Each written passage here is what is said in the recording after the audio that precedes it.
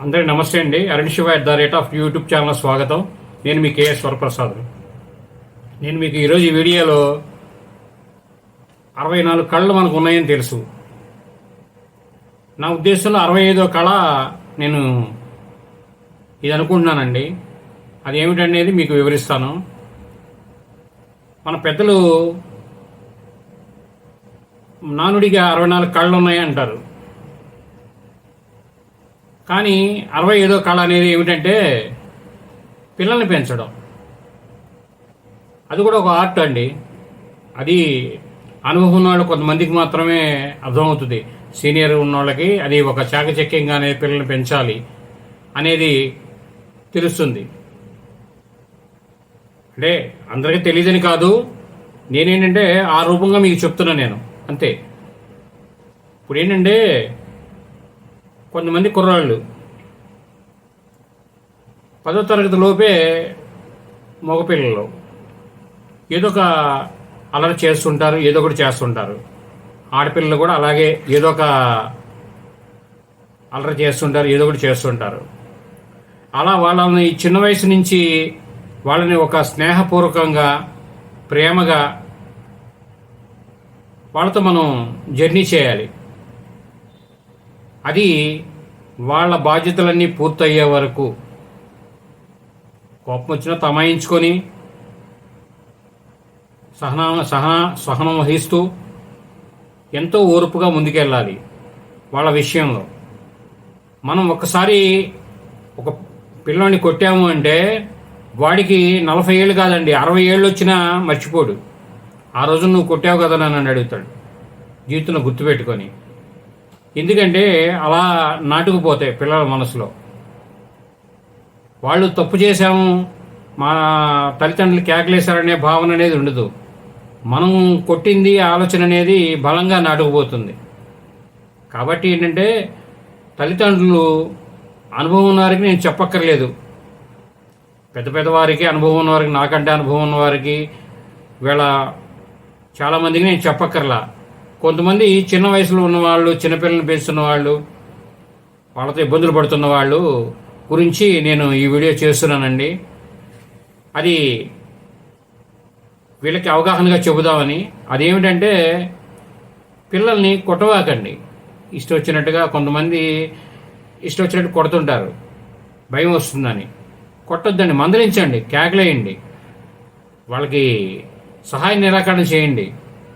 మీరు సరిగ్గా చదువుకోకపోతే మేము ఇవ్వం, మేము అది చెయ్యం, మేము పట్టించుకోం, చదువు మానేసేసి ఇంట్లో కూర్చో అని చెప్పి కొద్దిగా వాళ్ళని మందలించి 1-2 రోజులు వాళ్ళని కట్టడి చేసి మళ్ళీ లైన్లో పెట్టి వాళ్ళని చదివించండి.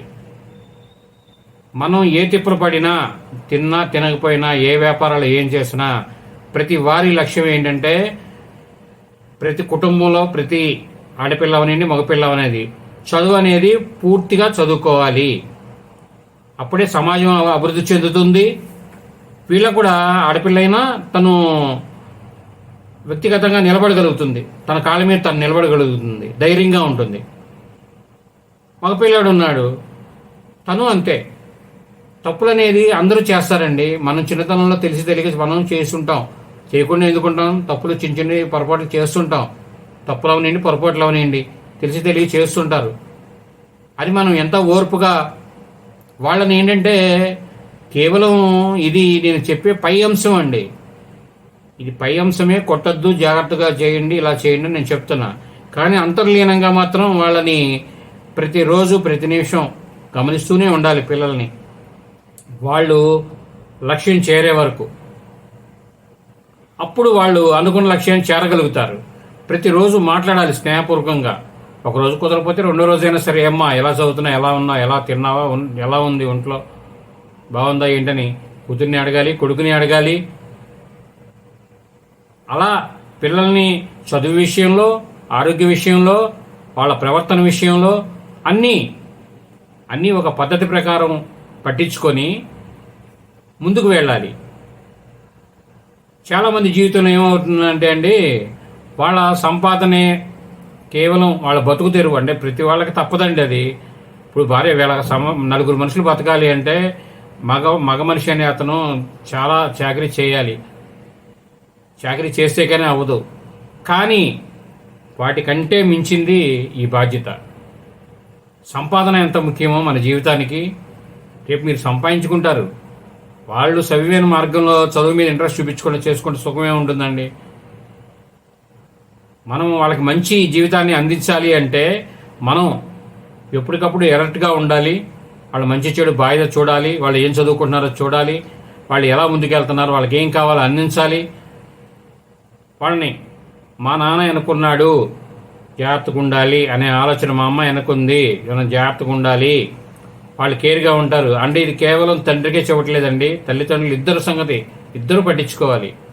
కేవలం వారికే నేను చెబుతున్నాను కాదు, మా అంశంగా మాట్లాడుతున్నాను అంతే.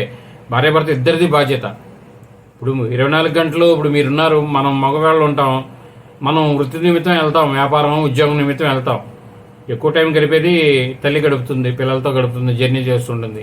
కాబట్టి ఏంటంటే భార్యాభర్తల మధ్యన ముందు ఫస్ట్ అవగాహన ఉండాలండి. భార్యాభర్తలు ఇద్దరు ఒక అవగాహనగా ఉండి ఒక ఇదిగా ఉంటే పిల్లలు చక్కగా చదవడానికి ముందుకెళ్ళడానికి ఉంటుంది. వీళ్ళు చెప్పే మాటల్లో భార్యకి భర్తకి పొంతన అనేది లేకుండా ఉంటే మాత్రం వాళ్ళు మైండ్ అనేది డైవర్ట్ అవుతుందండి. అర్థం అవ్వదు, వాళ్ళకేం అర్థం అవ్వదు. మీరిద్దరు భార్యాభర్తలు ఎవరైనా చెప్పనే ఉండి ఒకటే మాట ఉండాలి. మీరు భర్త కేకలేశారు, భార్య మాట్లాడకూడదు. భార్య కేకలేసింది, భర్త మాట్లాడకూడదు, నవ్వకూడదు. సీరియస్ విషయాల్లో నవ్వకూడదండి. అది ఈజీగా తీసేసుకుంటారు, కొట్టేసుకుంటారా అన్నట్టుగా. ఇలా నా అనుభవాలు, నాకు తెలిసిన వారి కొంతమంది అనుభవాలు, నాకు వారు చెప్పినవి అవన్నీ మీకు నేను మేళవించి ఈ వీడియో మీకు చెప్పానండి. ప్రతి ఒక్కరూ బాధ్యత తీసుకుంటారు, ఇంకొద్దిగా బాధ్యతగా ముందుకు వెళ్ళండి.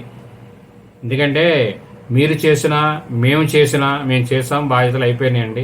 మీరు చేసినా ఎవరు సమాజంలో ఎవరు చేసినా వాళ్ళని అంతిమంగా వాళ్ళ లక్ష్యాన్ని పూర్తి చేసి వాళ్ళకి మంచి జీవితాన్ని పెళ్లి చేసి మంచి బాధ్యత వాళ్ళ కుటుంబాన్ని వాళ్ళు పోషించగల స్థితికి మనం తీసుకొస్తే అంతకంటే మనకి ఏం కావాలండి. మనం ఎదురికి కష్టపడి చేస్తూనే ఉంటాం, అంతమంది దాకా కష్టపడకుండా ఉంటాంగా. ఎలా అయినా బతుకుతాం మనం, మన సమస్య మన గురించి ఆలోచన అక్కర్లా. కాబట్టి మనలాగా వాళ్ళు కష్టపడకూడదు, మన పిల్లలు మనలాగా కష్టపడకూడదు. ఇప్పుడు మనము శ్రమ చేసామండి, నేనున్నాను 18-20 గంటలు పొయ్యి దగ్గర పనిచేసిన రోజులు ఉన్నాయి. కార్ఖానాలో 18-20 గంటలు కూడా చేసిన రోజులు ఉన్నాయి. అలా మనం ఆ రోజున చేయగలిగాం. అప్పుడు రోజులను బట్టి, అప్పుడు తిండిని బట్టి, మన తల్లిదండ్రులు అప్పుడున్న ఆహారాన్ని బట్టి చేయగలిగాం. ఇవాళకి ఇలా ఉంటున్నాం మనం. కానీ ఇప్పుడు పిల్లలు ఏంటంటే అంత ఓర్పు గలవారు కాదు. కాబట్టి ఏమిటంటే వాళ్ళకి తగ్గట్టుగా మనం ఏంటంటే ఒకటండి, మనం చెప్పినట్టుగా వాళ్ళు వింటే బాధే లేదు, చక్కగా వెళ్ళిపోతుంది. వాళ్ళు విననప్పుడు వాళ్ళ రూట్లోకి మనం వెళ్ళాలి. వాళ్ళు అన్నట్టుగానే మనం ఏమిటి అనేది మాట్లాడి కన్విన్స్ చేసి వాళ్ళని ఎలాగోలా అయ్యానా భయ్యానా మెల్లగా తీసుకొచ్చి మనం చదివించుకోవాల్సిన బాధ్యత ఉంది. చదవట్లేదని ఏ ఒక్కరు కూడా చదువు మానిపించకండి. ఇప్పుడు చదవక కాదు, చదవలేక కాదు, చదువు మీద ఇంట్రెస్ట్ లేక చదవరు అంతే. మీరు చదువు మానిపించండి, తెల్లారిపాటికల్లా మీరు బ్యాట్ తీసుకుని క్రికెట్ ఆడతాడో లేదో.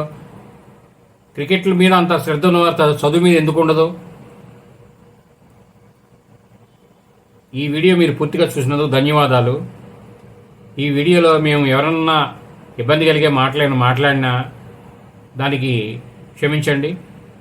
ఎందుకంటే మీకు ఇది ఎవరికి తెలియని కాదు, నా అనుభవంగా నేను మీకు తెలియజేస్తాను. పెద్దలు ఎవరైనా నేనేదన్నా మాట్లాడింది ఏదన్నా ఎక్కడన్నా ఏ అక్షరం అన్నా తప్పుగా ఉంటే దాని గురించి చెప్తున్నాను. ఈ వీడియో మీరు పూర్తిగా చూసిన ధన్యవాదాలు. మేము మరిన్ని వీడియోలు చేయడం కోసం లైక్ చేయండి, షేర్ చేయండి, సబ్స్క్రైబ్ చేసుకోండి తప్పకుండా అందరూ. Thank you.